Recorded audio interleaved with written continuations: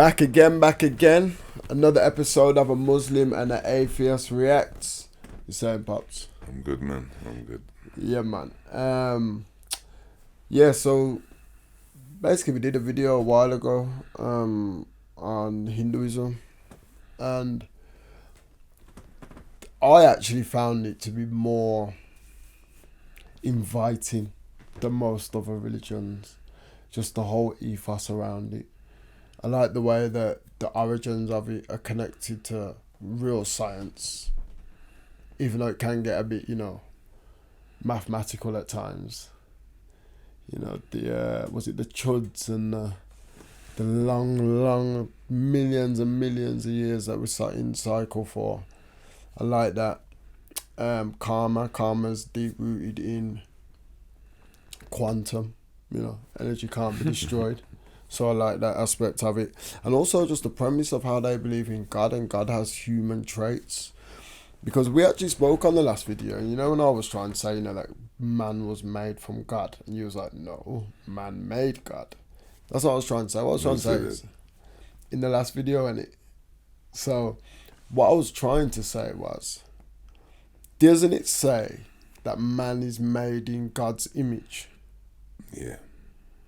So if we're made in God's image, we would assume God has faults. Because even the first man had faults. That's why he ate the apple. So if you never had no faults, you wouldn't eat the apple. And that was before free will. So really... Well, no. Sorry, the fast talking, no.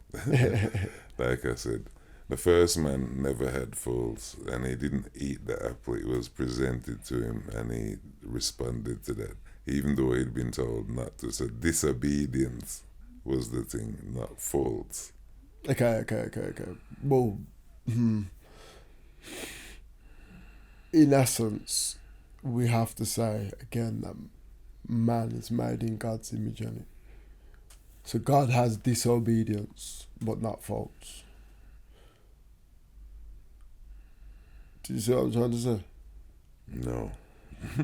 I'm saying that there's no way that God cannot have faults. Why not?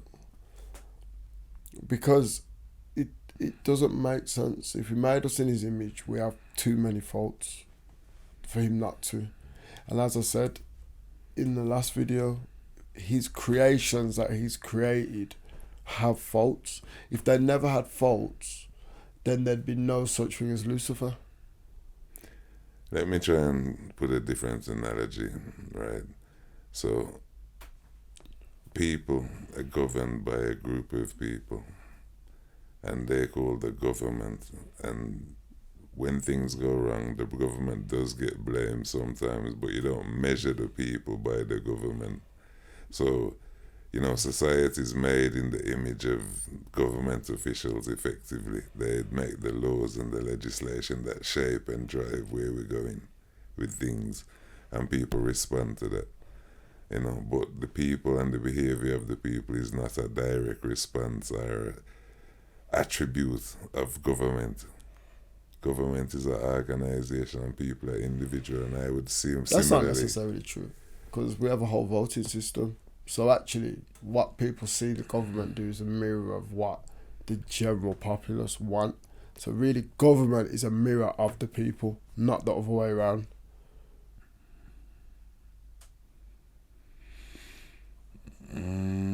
Theoretically, because one would assume that society comes up with the laws and the things that, but it doesn't. Like I said, a politician comes up with it and decides to champion it. It isn't, the need for cleaner water doesn't get them all on side with doing that initiative. They'll go on side with whatever the popular, sending people to Rwanda.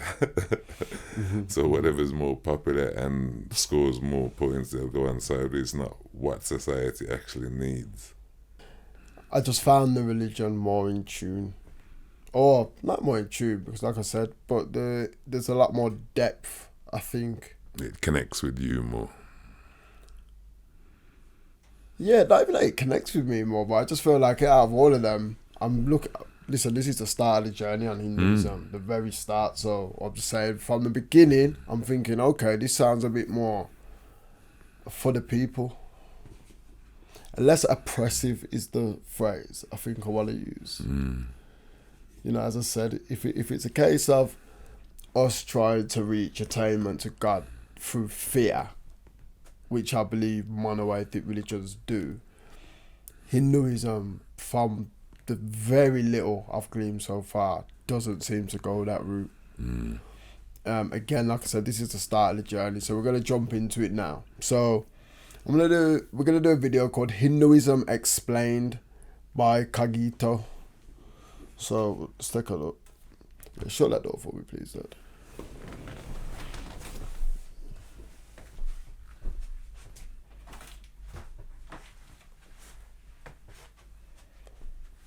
Gonna edit that out as well. I was gonna leave that in.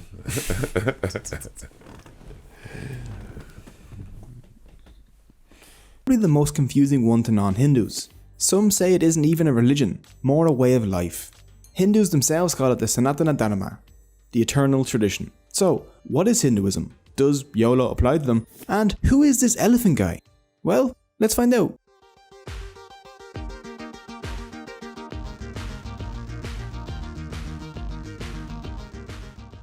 Hinduism is the world's oldest active religion. It's the result of the merging of the ancient Indus Valley civilization and the nomads that came into India around 1500 BC.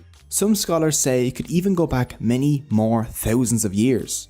But we won't delve too deep into dates, because dates in Hinduism are very, very controversial. But one thing is certain, Hinduism is old, like at least 36 Betty Whites. Hinduism has been around for so long that it and the concept of India itself are inseparable. Hindu and India even come from the same word.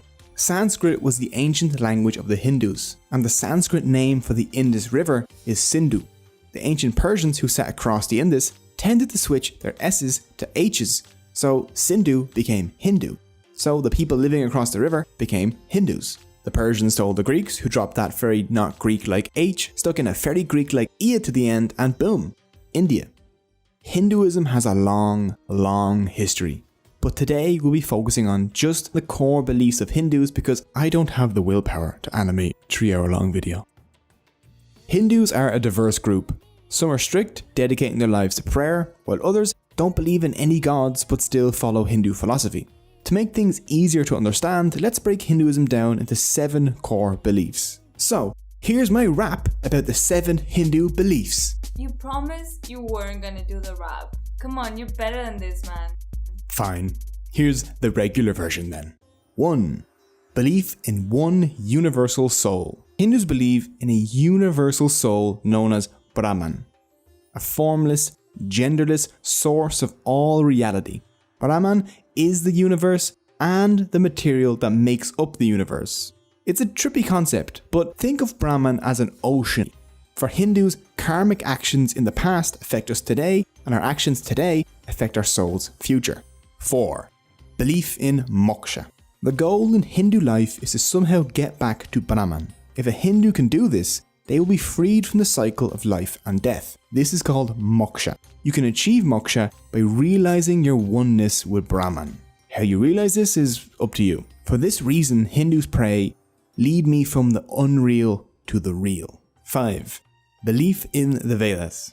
The Vedas are Hindu sacred books of knowledge. There are 4 Vedas. Hindus believe that all 4 were divinely revealed to ancient Hindu sages. We'll take a closer look at the Vedas in a while. 6. Belief in cyclical time. For Hindus, there are no beginnings or endings. Time is a series of cycles, each cycle containing 4 ages or yugas. There's the Krita, the Treta, the Dwapara, and the Kali. Added together, the 4 yugas total about 4.32 million years. At the end of each cycle, declining human morality leads to the total destruction of reality. Hindus believe that we are in the 4th and final yug, Kali. 7. Belief in Dharma. Dharma is a difficult word to translate to English. Proper behavior is the best that I could come up with. Dharma maintains balance in the universe. As long as everything in the universe, like animals, plants, and humans, follow their Dharma, then everything will be fine. If they break from the Dharma though, things will be super not fine. Each being has its own dharma. A lion's dharma is to kill and eat antelope. A king's dharma is to rule well. A subscriber's dharma is to smash the like button and ring the notification bell.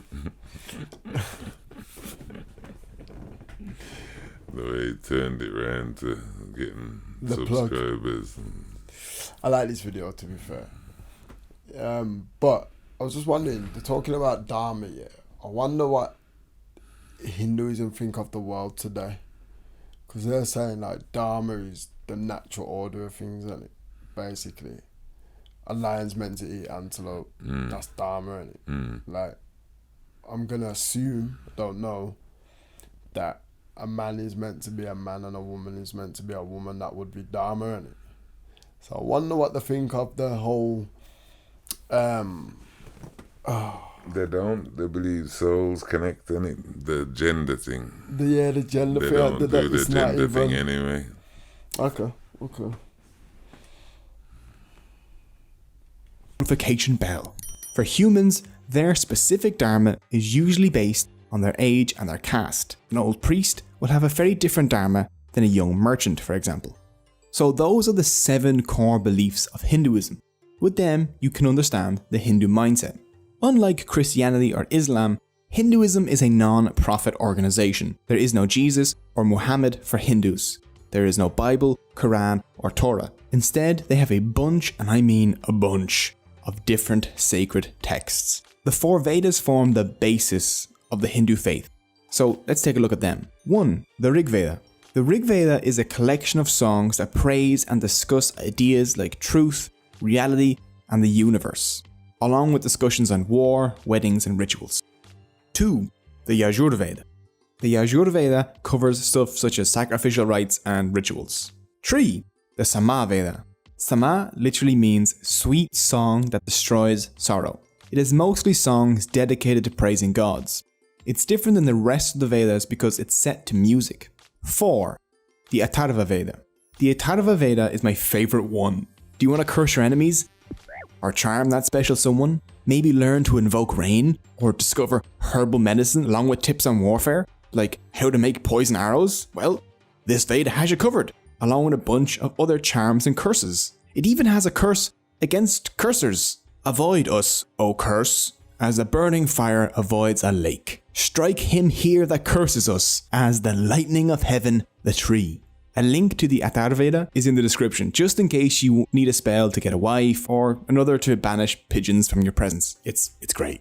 After the Vedas come the Upanishads, which are like a sequel that makes the original make much more sense. They were probably written down between 800 BC and 500 BC, during a time when some Hindus started to question the Vedas. Their ideas became the Upanishads. The Upanishads are books on philosophy, like we would expect from Plato or Aristotle. They're all about questioning, doubt, debate, and finding the answers to life's difficult questions. A theme in the Upanishads is that people are not their minds, or bodies, or egos, but their Atman. Your soul is you. Everything else is unreal and temporary. After the holy texts like the Vedas and the Upanishads are other less divine but still important texts. These include stuff like the Puranas, the Bhagavad Gita, and the Ramayana and the Mahabharata. The Puranas are like encyclopedias of Hindu beliefs. There are 18 well-known Puranas. The Puranas cover things from yoga, to army organization, to taxation, to the caste system, to hell, gods, and everything in between. The Bhagavad Gita, Gita for short, is one of Hinduism's most important texts. The Gita takes place on a battlefield where Arjuna, a great warrior, refuses to fight. Lord Krishna steps in to urge Arjuna to fight, and their discussion covers things such as dharma and how to live your best life. Arjuna eventually fought after Lord Krishna taught him the truth about dharma. As a member of the warrior caste, Arjuna's dharma was to fight against evil. The lesson of the Gita is that everyone faces difficult choices, but they must act on them according to their dharma, no matter how unpleasant. Along with all these philosophical texts, Hinduism has 2 action-packed epics, the Ramayana and the Mahabharata. The Ramayana, the earlier of the 2 texts, tells the story of Prince Rama. In the epic, you find out about his 14-year-long exile, the abduction of his wife Sita, his battle with the evil demon Ravana, and his awesome monkey sidekick Hanuman. The second epic, the Mahabharata, is the longest poem in the world, 5 times the length of the Bible and 8 times the length of the Iliad and Odyssey combined. It rivals any soap opera you've ever seen when it comes to drama. Murder, betrayal, love murder, and giant battles. The Mahabharata has it all. The theme running through the Ramayana and the Mahabharata is that dharma must be followed for society to function. In Hinduism, there are 4 goals a person should aim for to have a good life. The first of these is dharma, followed by artha, the pursuit of prosperity and good reputation, kama, pleasure both in body and in mind, and moksha, the release from the cycles of rebirth. Hindus should practice artha and kama with dharma in order to achieve moksha. There are also 6 temptations Hindus should try and avoid. Kama, lust and materialism. This kama is different from the good kama mentioned above, I know. Next is kruda, which is anger, lobha, which is greed, moha, which is unrealistic attachment to things, people and power, mada, which is pride, and matsarya, which is jealousy. By following their dharma and avoiding these 6 temptations, a Hindu can break the cycle of rebirth and have their soul merge back into Brahman. But even though everything comes from Brahman, who is the one real thing in Hinduism, Hindus do, after all, have thousands of gods. So let's take a look at them. First, there's Brahma, the creator. He created everything in the universe, but he is not the universe itself, because that's Brahman.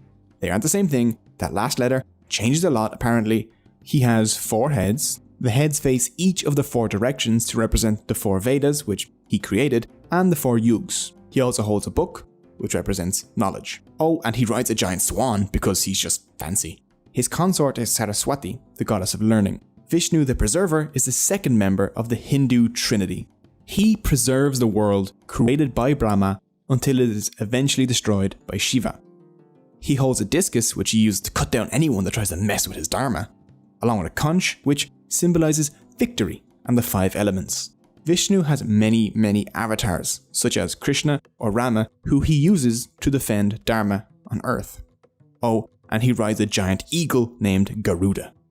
Vishnu has 2 consorts, the goddess Lakshmi and Bhudevi.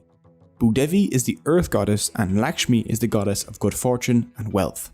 Next is Shiva the Destroyer, the 3rd member of the Hindu Trinity. It's his job to destroy the universe in order to prepare for its renewal at the end of each cycle of time. The most identifiable of his features is his 3rd eye, which he almost always keeps closed. If he does open it and you're in front of him, then you will have your face melted off. When not unmaking existence, Shiva enjoys long walks with his bull named Nandi.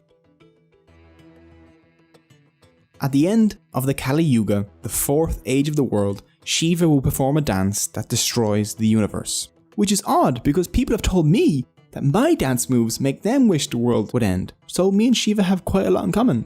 Parvati and Sati are Shiva's consorts. Shiva also has 2 sons, Ganesha and Murugan. Ganesha is worshipped as the remover of obstacles, and Murugan is the god of war. Ganesha holds a very special place in the heart of Hindus, due to him being the remover of obstacles. The elephant head is the most obvious clue to identifying him. He was actually born with a human head, but after Shiva cut that one off, he kind of had to make do with an elephant one. If you're Christian or Muslim, you're aware that your religion has a bunch of different denominations, like Catholics or Protestants, Sunni and Shia. Hinduism has these too. Hindus developed 4 major denominations, some of which have their own subdivisions. The Vaishnavas primarily worship Vishnu and Shaivas primarily worship Shiva and his sons. Smartas follow sacred texts like the Puranas, the Ramayana and the Mahabharata rather than the Vedas. They worship 5 gods and goddesses, Ganesha, Durga, Surya, Shiva and a preferred avatar of Vishnu. Finally, Shaktas worship the goddess Devi. Shaktas see Devi as the ultimate and eternal reality, like a feminine Brahman. Even though there are all these variations and more, the core beliefs of Hindus remain mostly the same. Hindus believe that dharma keeps the balance in the universe. If the scales between good and evil start tipping towards evil, then something needs to intervene to fix the universe's dharma. This divine intervention is known as an avatar. The literal meaning of the word avatar is descent. Avatars are gods that descend to Earth to intervene whenever help is needed to restore dharma. For example, when the Earth was dragged underneath the ocean, Vishnu descended to Earth as the avatar Varaha, a boar, and dragged the Earth back out. In other cases, Vishnu was born on Earth as a human avatar like Rama or Krishna, where he spent his avatar's life fixing dharma. So, the caste system.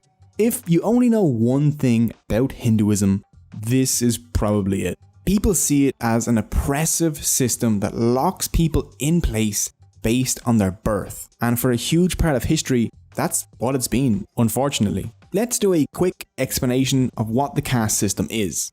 In Hinduism, there are 4 castes or classes that you can be born into. There's the Brahmin, the priest, the Kshatriyas, the warriors, the Vaishyas, the traders, and the Shudras, the manual laborers. The main basis for the caste system can be found in the Bhagavad Gita and the Rig Veda.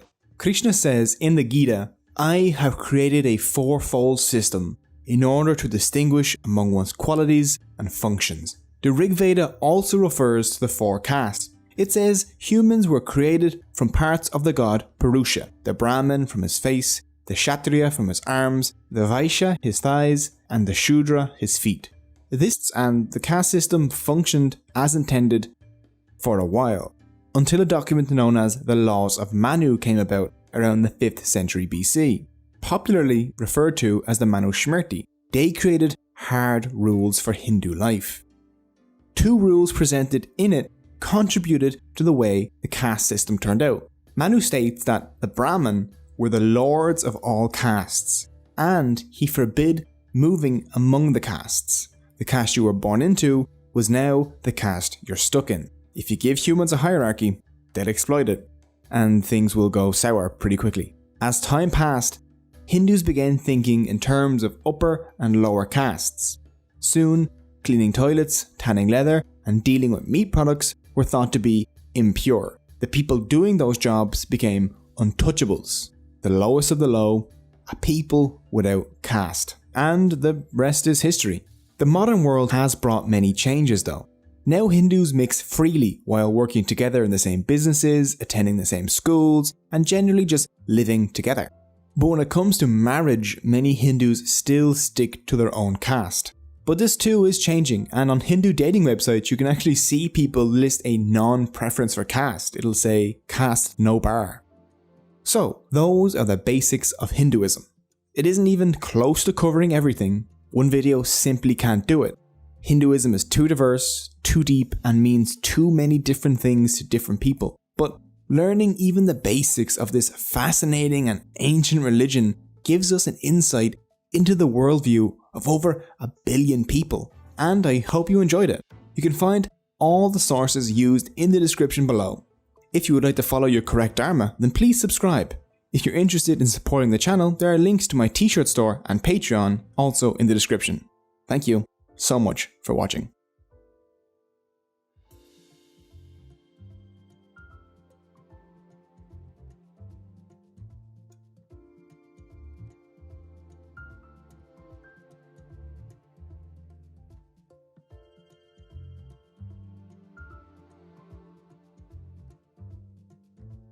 Real depth, well, it does give you a good overview of what, like, so again, there's no prophets in Hinduism, but I also but they're books in it. So like you say, they've got books that are written just to explain. So it's more like philosophies in it, rather than hard set rules. Like your man said, there's too many different variations for it to be like this is the hard set rule to what it is. But the one thing that they say is that it's all about, you know, your deeds, innit? Live good, do good, and then you'll get closer to God, which to them is what? The universe, Brahman. So, yeah, I thought it was a good video, well animated and well put together. What do you think? don't really understand anything more about the gods. The role of the gods, this god for that, this god for that. You know, that is kind of old stuff. Mm-hmm. There are some good things about it, like I said, but ultimately all of them have that same goodness, that one quality of trying to find, you know, the higher level of thinking, behavior, conduct. Hinduism, like this is, you can come from any angle towards it, whereas with monotheistic, it's believer religions, and this one you don't have to be a believer, you just Have to live a be a certain way. Hindu. Well, you don't have to live a certain way, that's what it's saying. You can, they got various, from strict ones to just people who identify with it as a word. So So do you think it's a religion or just a way of life? Because actually a lot of people, Hindus, have said in the comments that it's not a religion. People need to stop calling Hinduism a religion. It's not a religion. like I say, the people from the Indus Valley, Mm-hmm. you know, Hinduism is the way of life that the people from that region practice. So religion, I don't know, but certainly it's what they used to practice en masse, and as I said, it's the oldest. It's been there for a long time. Yeah. Okay, so that was Hinduism explained.